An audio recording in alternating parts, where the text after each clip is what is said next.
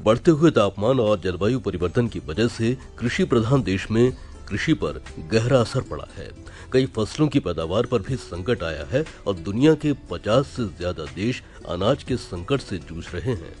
वैज्ञानिक मानते हैं कि जलवायु परिवर्तन के कारण बढ़ते तापमान का असर पैदावार पर ही नहीं पड़ेगा, बल्कि फसलों पर नए कीटों और बीमारियों का भी ज्यादा हमला हो सकता है और उत्पादन पर भी विपरीत असर देखा जा सकता है।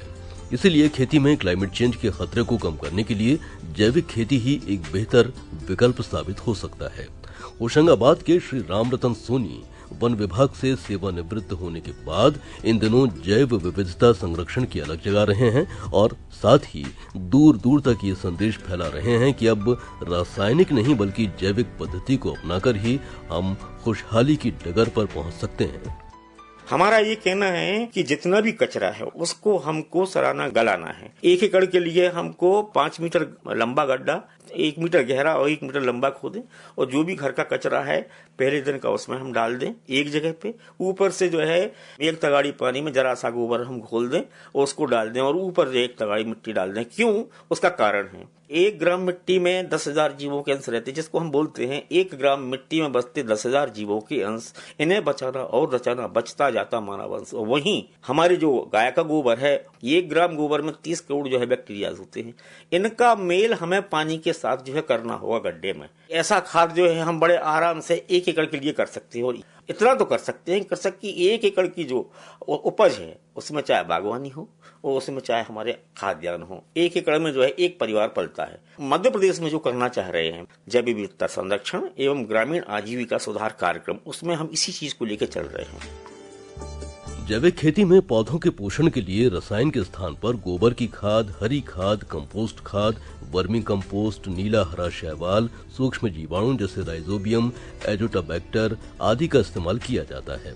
जैविक खादों के इस्तेमाल से मिट्टी में पानी को सोखने की ज्यादा ताकत होती है। कृषि एवं खाद्य संगठन के एक सर्वे में पता चला है कि जैविक विधि से उगाई गई फसलों से ज्यादा पैदावार पाई गई है। 102 एकड़ में प्रत्येक व्यक्ति को करना चाहिए और इसलिए करना चाहिए कि हमारा परिवार जो है सुखी रहे। निरखि शैल सरी विपिन विभागा, भयउ रमापति पद अनुरागा। इसको विस्तार में आप जाएं, देखें। हमारे जितने भी साहित्य हैं उसको पढ़ें, मनन करें।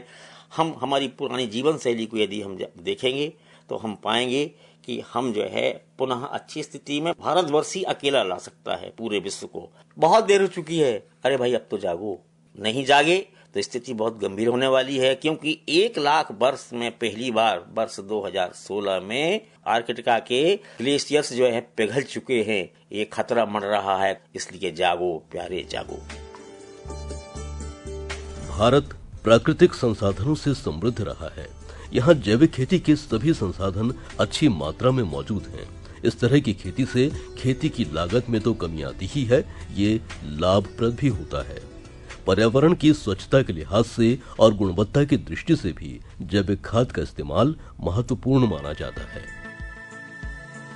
70% जैव विविधता वनों में होती है, तो हमें जैव विविधता की यदि बात करते हैं तो हमें वनों की बात करना पड़ेगी। और यदि हम वनों की बात करते हैं तो हमें खेतों की बात करना पड़ेगी। खेतों के अंदर जो है कृषक करते ये हैं, बीज बोते हैं, पकने के बाद 3 भागों में बांटते हैं। पहला भाग खुद के उपयोग परिवार को खाने के लिए रखते हैं, दूसरा भाग जो है अगले साल बोने के लिए रखते हैं और तीसरा भाग जो है बाजार में बेचते हैं, जिससे रोजमर्रा की जरूरतें पूरी होती हैं। लेकिन जंगल में होता क्या है, राष्ट्रीयकृत लघु वन उपज को निकाल तो हम लाते हैं, उसका उपभोग भी कर लेते हैं, वहां बोने कोई नहीं जाता। जबकि उसको उगाने के लिए जो जंगली जानवर थे जो अपना मल त्यागते थे, मरते थे, खाद बनता था, खूरते थे, बीज गिरते थे, तो ये काम जो है अब इंसान के जिम्मे हो गया है कि यदि हमें हमारे जंगलों को बचाना है, कोई सी भी सभ्यता हो बगैर जंगल के रह नहीं सकती है। अगर वन है तो जल है, वायु है, अगर जल है तो जीवन है। आज का किसान पहले की तुलना में ज्यादा समझदार और ज्यादा जागरूक है। अपने खेतों की रक्षा और लहलहाती फसल पाने के लिए वो लगातार कोशिश कर रहा है। जैविक खेती करने के लिए आज वो कई तरह के प्रशिक्षण प्राप्त कर रहा है और ले रहा है वैज्ञानिकों से परामर्श भी, और ये एक अच्छा संकेत है हमारे आने वाले कल के लिहाज से।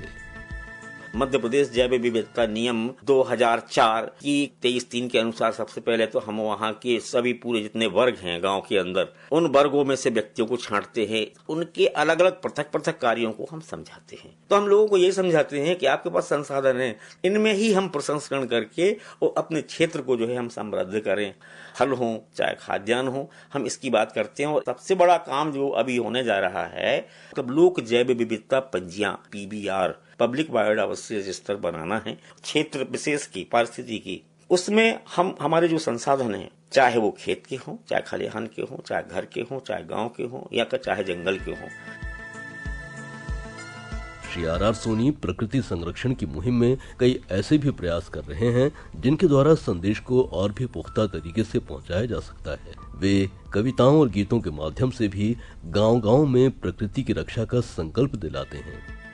प्राणों से भी प्यारा बन, इसको नहीं गवाना है, बन है जीवन मिटे तपन, सब जीवों का बाना है, देखा है इन आँखों ने खूब इन्हें पहचाना है, बन है कविता हरियाली की और हवाएं गाना है, मूल में ब्रह्मा छाल में विष्णु साख में शंकर माना है, पत्तों में है देव बसे जीवों का यही घराना है, जल थल नभ के जीव पले बन देते नया जमाना है, सूखे तो ऊर्जा के स्रोत हैं अब गीलों को नहीं गवाना है, प्राणों से भी प्यारा बन अब इसको नहीं गवाना है, नियम बने हैं प्लान बने हैं सब जनता को समझाना है और जितनी दूरी पर स्वतंत्र रहें बस वृक्षों को ही सजाना है। जलवायु परिवर्तन के दुष्प्रभावों से बचने के लिए जरूरी है कि हम अपने संसाधनों का न्याय संगत इस्तेमाल करें। भारतीय जीवन दर्शन को अपनाकर पारंपरिक ज्ञान को अमल में लाएं। खेती में इको फ्रेंडली तरीकों को अहमियत दें, मिट्टी की उत्पादकता को बरकरार रखें और प्राकृतिक संसाधनों को बचा कर रखें। आज के प्रोग्राम में हमारे साथ थे विषय विशेषज्ञ के रूप में श्री RR सोनी।